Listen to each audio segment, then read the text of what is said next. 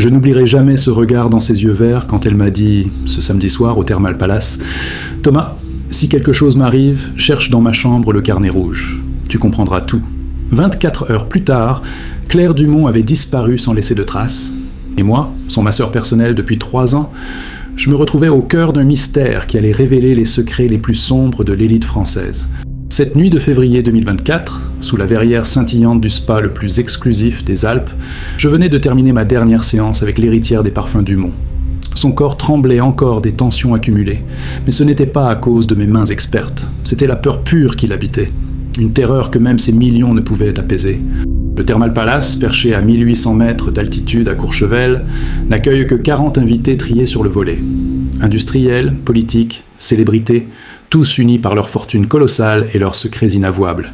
Cette clientèle payait jusqu'à 50 000 € la nuit pour la garantie absolue de discrétion, mais cette fois, quelqu'un avait brisé le pacte du silence.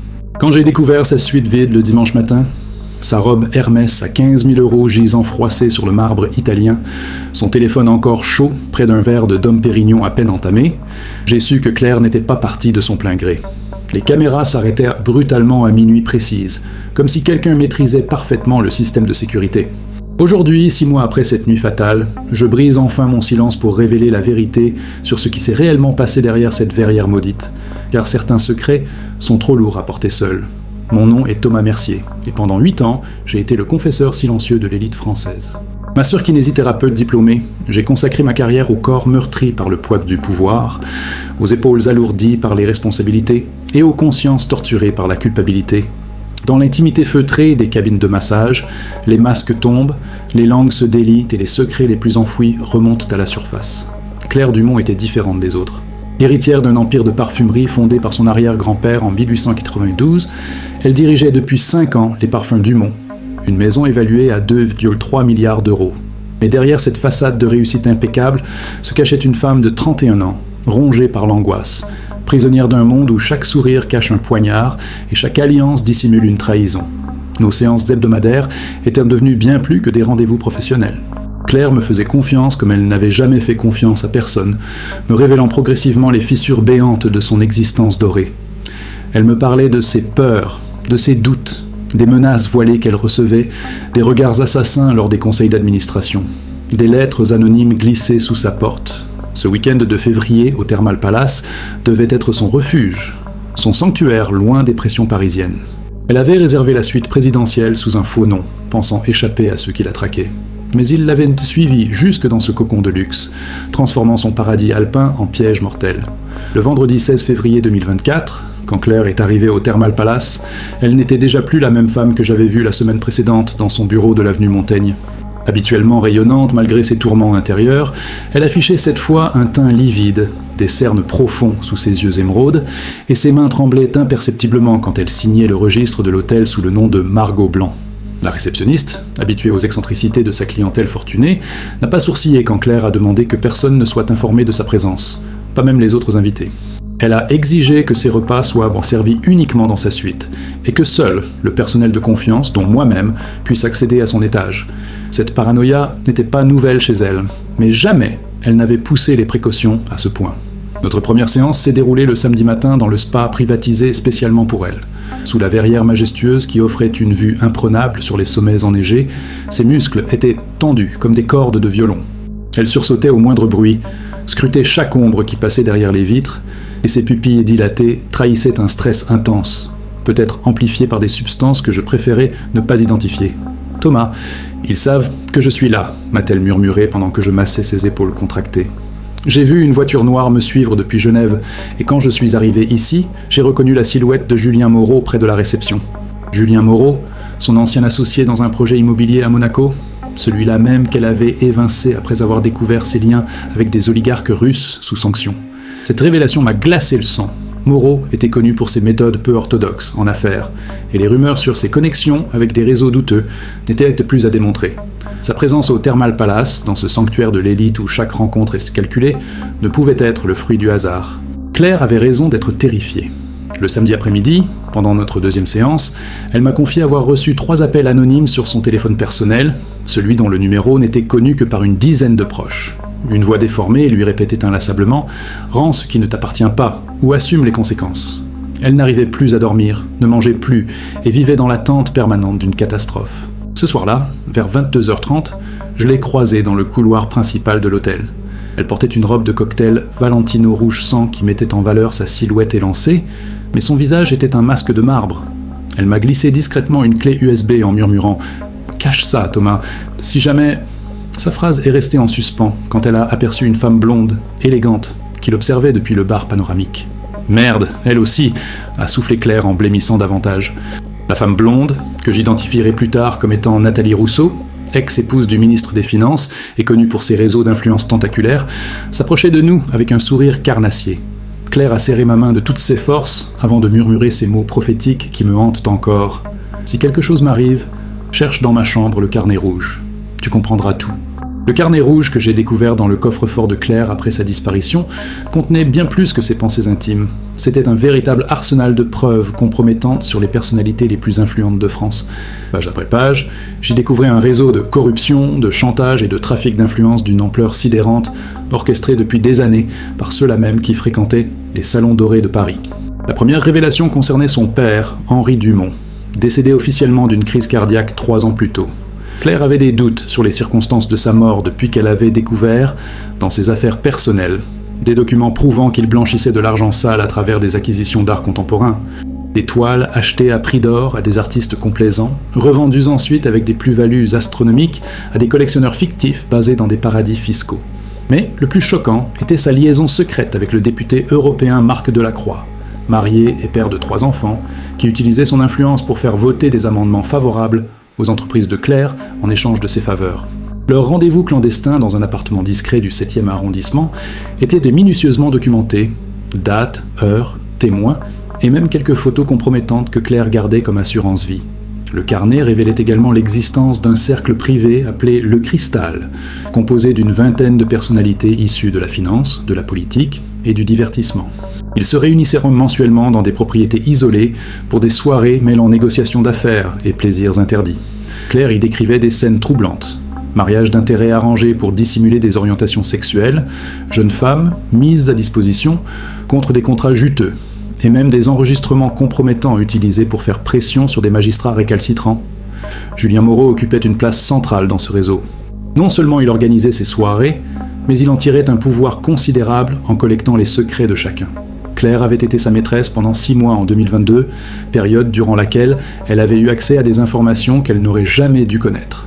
Leur rupture brutale coïncidait avec la découverte par Claire de ses activités de blanchiment d'argent pour le compte d'oligarques russes. Nathalie Rousseau, la femme blonde aperçue au Thermal Palace, était décrite comme la marraine de ce cercle infernal. Ancienne escort girl, devenue épouse d'un ministre grâce à ses talents de manipulation, elle avait tissé au fil des années un réseau d'influence impressionnant. Son divorce récent lui avait permis d'obtenir des compensations financières colossales en échange de son silence sur les pratiques douteuses de son ex-mari. Le plus troublant était la liste des cibles que tenait Claire. Journalistes d'investigation trop curieux, magistrats incorruptibles, témoins gênants, tous avaient subi des pressions, des menaces, ou avaient été écartés de postes stratégiques. Certains noms étaient barrés d'un trait rouge, et je frissonne encore en pensant à la signification de ces marques sinistres. Dans les dernières pages, Claire exprimait sa volonté de tout révéler au grand jour. Elle avait pris contact avec une journaliste d'investigation réputée, Marie Dubois du journal Le Quotidien, et préparait un dossier explosif qui aurait pu faire tomber une dizaine de personnalités. Sa dernière annotation, datée du 15 février, soit la veille de son arrivée au spa, était glaçante. « Ils savent que je sais, le piège se referme. Si je ne survis pas à ce week-end, que cette vérité survive au moins. » L'enquête policière officielle s'est rapidement enlisée dans un marécage de pression politique et d'intervention discrète. Le commissaire Laurent Petit, initialement chargé de l'affaire, s'est vu dessaisi du dossier après seulement 1 semaine d'investigation sous prétexte d'une réorganisation des services. Son remplaçant, le commissaire divisionnaire Alain Moreau, le propre frère de Julien, n'a montré qu'un intérêt limité pour creuser les pistes les plus prometteuses. J'ai rapidement compris que ma position privilégiée me rendait suspect aux yeux des autorités, mais aussi dangereux pour ceux qui avaient intérêt à faire disparaître Claire. Mes interrogatoires se sont multipliés, mes antécédents fouillés à la loupe, ma vie privée étalée au grand jour. On cherchait manifestement à me discréditer avant que je puisse révéler ce que je savais, transformant le témoin que j'étais en bouc émissaire potentiel. Marc Delacroix, l'amant secret de Claire, a brillé par son absence lors des investigations. Officiellement en déplacement parlementaire à Bruxelles durant tout le week-end, il bénéficiait d'un alibi en béton. Pourtant, j'avais découvert dans le carnet rouge qu'il possédait une résidence secondaire à seulement 20 km du Thermal Palace, une information soigneusement occultée par les enquêteurs. Ses liens étroits avec le ministère de l'Intérieur lui garantissaient une protection efficace contre tout acharnement judiciaire. Nathalie Rousseau, interrogée comme simple témoin, a su jouer à merveille la carte de la femme brisée par cette tragédie. Ses larmes de crocodile et ses déclarations larmoyantes sur cette pauvre petite Claire, si fragile, si tourmentée, ont convaincu les enquêteurs de sa bonne foi. Elle prétendait être venue au spa pour oublier les tourments de son divorce et n'avoir échangé que quelques banalités avec la victime lors de leur brève rencontre au bar. Julien Moreau a adopté une stratégie différente mais tout aussi efficace. Reconnaissant volontiers ses relations passées avec Claire, il les a dépeintes comme une histoire d'amour malheureusement terminée dans l'amertume. Il a habilement orienté les soupçons vers d'éventuels problèmes psychologiques de Claire, évoquant sa fragilité émotionnelle et ses tendances paranoïaques qui l'auraient poussé à inventer des complots imaginaires contre elle. Le personnel du Thermal Palace a fait bloc autour de la direction, répétant mécaniquement les mêmes déclarations formatées. Claire était discrète, polie, mais visiblement stressée. Personne ne l'avait vue après minuit. Et les caméras de surveillance avaient malheureusement connu une panne technique au moment crucial. La synchronisation parfaite de ces témoignages trahissait une préparation minutieuse, probablement orchestrée par des professionnels rompus à ce genre d'exercice. Mon propre témoignage a été systématiquement minimisé ou déformé. Mes révélations sur l'état d'angoisse de Claire, ses craintes exprimées, les personnalités qu'elle redoutait, tout a été balayé d'un revers de main comme impression subjective d'un employé émotionnellement impliqué. La clé USB qu'elle m'avait confiée a mystérieusement disparu de mon vestiaire pendant un interrogatoire et mes protestations ont été accueillies avec un scepticisme méprisant. Progressivement, j'ai réalisé l'étendue du pouvoir de nuisance de ce cercle maudit. Des journalistes qui commençaient à poser les bonnes questions se voyaient soudain confier des reportages à l'étranger. Des sources potentielles perdaient subitement leur travail ou subissaient des contrôles fiscaux zélés. Des témoins changeaient leur version des faits après des discussions privées avec des intermédiaires anonymes. La machine à broyer la vérité fonctionnait avec une efficacité redoutable. 3 semaines après la disparition de Claire, j'ai reçu la visite de Marie Dubois, la journaliste avec qui Claire avait prévu de collaborer. Cette femme de 50 ans, au regard acéré et aux cheveux gris, tirés en chignon strict, avait consacré sa carrière à débusquer la corruption dans les hautes sphères. Elle m'a révélé que Claire lui avait transmis une partie de ses preuves avant son départ pour le spa, des documents explosifs qu'elle n'avait pas eu le temps d'exploiter. Ensemble, nous avons reconstitué les derniers jours de Claire avec une précision chirurgicale. Marie avait découvert que l'héritière avait retiré 500 000 € en liquide dans 3 banques différentes la semaine précédant sa disparition. Une somme considérable pour quelqu'un qui payait habituellement tout par carte. Cette liquidité suggérait soit une intention de fuite, soit la nécessité de payer quelqu'un ou quelque chose qui ne pouvait laisser de traces bancaires. Plus troublant encore, Marie avait retracé les appels téléphoniques de Claire grâce à ses contacts dans les télécommunications. Les 3 appels anonymes mentionnés par Claire provenaient en réalité du même numéro, un portable prépayé acheté en espèces dans une boutique de téléphonie de Belleville. Les caméras de surveillance du magasin avaient été effacées, mais le vendeur se souvenait vaguement d'un homme d'âge moyen, bien habillé, payant comptant et refusant de donner ses coordonnées. Notre enquête parallèle nous a menés sur la piste d'un témoin capital. Sophie Martin, une ancienne employée du Thermal Palace licenciée brutalement 15 jours avant la disparition de Claire. Cette femme de chambre, qui travaillait dans l'établissement depuis 8 ans, prétendait avoir été renvoyée pour vol de bijoux. Une accusation qu'elle niait catégoriquement. Son témoignage allait bouleverser notre compréhension des événements. Sophie nous a révélé avoir aperçu, vers 2h du matin le dimanche, Julien Moreau et un homme qu'elle ne connaissait pas porter ce qui ressemblait à un sac de voyage volumineux vers le parking privé de l'hôtel. Intriguée par cette activité nocturne inhabituelle, elle avait observé la scène depuis sa fenêtre de service. Les 2 hommes avaient entrechargé le sac dans le coffre d'une Mercedes noire immatriculée en Suisse, avant de repartir discrètement par la route de service, évitant ainsi les caméras principales. Cette révélation explosive expliquait pourquoi Sophie avait été licenciée si rapidement. Elle représentait un danger mortel pour les commanditaires du crime. Mais son courage était admirable, car malgré les menaces voilées qu'elle avait subies, elle acceptait de témoigner officiellement si nous trouvions une protection adéquate. Marie avait des contacts dans la presse internationale qui pourraient te garantir sa sécurité en échange de son témoignage. Nos recherches sur l'homme mystérieux, aperçu avec Moreau, nous ont menés vers Viktor Kozlov, un consultant en sécurité russe établi en Suisse, connu des services de renseignement pour ses méthodes expéditives au service d'oligarques en difficulté. Cet ancien membre des forces spéciales, officiellement reconverti dans la protection rapprochée de personnalités fortunées, était soupçonné d'être impliqué dans plusieurs disparitions suspectes à travers l'Europe. La Mercedes immatriculée en Suisse appartenait à une société écran basée à Genève, elle-même filiale d'un conglomérat financier aux ramifications complexes. En remontant la chaîne de propriété, nous avons découvert des liens avec plusieurs sociétés offshore contrôlées par des prête-noms, un montage typique du blanchiment d'argent international. Claire avait touché un point névralgique du système, et sa disparition n'était que la partie visible d'un iceberg criminel autrement plus vaste. Le tournant décisif de notre enquête s'est produit quand Marie Dubois a reçu un colis anonyme contenant une clé USB et une lettre manuscrite de Claire datée du 15 février. Cette ultime précaution de l'héritière, probablement confiée à un tiers, avec instruction de l'envoyer en cas de malheur, contenait l'intégralité de son dossier d'accusation.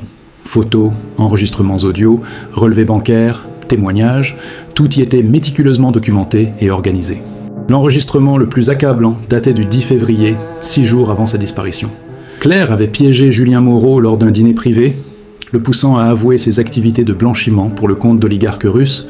Sa voix, rendue métallique par le dispositif d'enregistrement dissimulé, détaillait avec un cynisme glaçant comment il utilisait le marché de l'art pour transformer l'argent sale en investissement légitime, impliquant des maisons de vente aux enchères prestigieuses et des experts complaisants. Plus grave encore, Moreau évoquait candidement l'élimination physique de témoins gênants, mentionnant explicitement l'accident de voiture qui avait coûté la vie à un journaliste d'investigation trop curieux l'année précédente. Il décrivait également le réseau de prostitution haut de gamme orchestré par Nathalie Rousseau, qui utilisait des escort girls triées sur le volet pour compromettre des personnalités influentes et obtenir leur coopération forcée. Le dossier révélait aussi l'implication directe de Marc Delacroix dans un scandale de vente d'armes à des pays sous embargo, camouflé sous forme d'exportation de matériel agricole. Les commissions occultes perçues par le député européen transitaient par des comptes en Suisse, avant d'être réinvesties dans des propriétés immobilières de luxe à travers l'Europe. Claire possédait les relevés bancaires prouvant ces transactions frauduleuses. Face à l'accumulation de preuves irréfutables, Marie et moi avons décidé de contacter simultanément plusieurs rédactions européennes pour garantir une diffusion maximale de l'information. Nous savions que notre sécurité dépendait de la publicité donnée à cette affaire. Plus elle serait médiatisée, moins nos ennemis oseraient s'en prendre à nous directement. La vérité devenait notre unique protection. 48 heures avant la publication prévue de nos révélations, j'ai échappé de justesse à un accident de voiture sur l'autoroute A6. Ma Peugeot a été percutée par un poids lourd dont le conducteur a pris la fuite. Mais les dégâts matériels auraient dû être mortels si je n'avais pas eu le réflexe de me déporter au dernier moment. Cet avertissement brutal confirmait que nous avions visé juste et que nos ennemis étaient prêts à tout pour nous faire taire. Marie Dubois a été plus chanceuse ou plus prudente. Pressentant le danger, elle avait quitté son domicile parisien pour se réfugier chez une amie journaliste en Belgique. Depuis Bruxelles, elle a coordonné la publication simultanée de notre enquête dans 5 journaux européens, s'assurant qu'aucune pression ne puisse empêcher la diffusion de la vérité. Le scandale a éclaté le 15 mai 2024, exactement 3 mois après la disparition de Claire. Les conséquences ont été immédiates et spectaculaires. Marc Delacroix a démissionné de ses fonctions européennes pour raison de santé, avant de s'exiler discrètement en Amérique du Sud. Nathalie Rousseau a été placée en garde à vue, mais ses avocats ont réussi à la faire libérer sous caution moyennant 2 millions d'euros de garantie. Julien Moreau, lui, a simplement disparu, probablement exfiltré par ses contacts russes vers un pays sans traité d'extradition. 6 mois ont passé depuis que j'ai brisé mon silence, et le corps de Claire Dumont n'a toujours pas été retrouvé. L'enquête officielle reste ouverte, mais je ne me fais guère d'illusions sur l'issue judiciaire de cette affaire. Les puissants ont leur protection, leur réseau, leurs moyens de pression sur un système judiciaire qui préfère parfois fermer les yeux plutôt que de bousculer l'ordre établi. Pourtant, je ne regrette pas mon choix de témoigner. Claire méritait que sa vérité soit entendue, que son sacrifice ne soit pas vain. Grâce à son courage et à sa détermination à rassembler ses preuves malgré les risques encourus, plusieurs réseaux criminels ont été démantelés, des victimes ont pu porter plainte, et l'opinion publique a pris conscience de la corruption qui gangrène les élites européennes. Mon prochain récit vous emmènera dans les coulisses d'une autre disparition mystérieuse, celle d'Elena Petrov, la jeune oligarque russe retrouvée morte dans sa villa de Saint-Tropez en juillet dernier. Car malheureusement, l'histoire que je viens de vous raconter n'est pas unique, et les prédateurs continuent de sévir dans l'ombre dorée du pouvoir et de l'argent.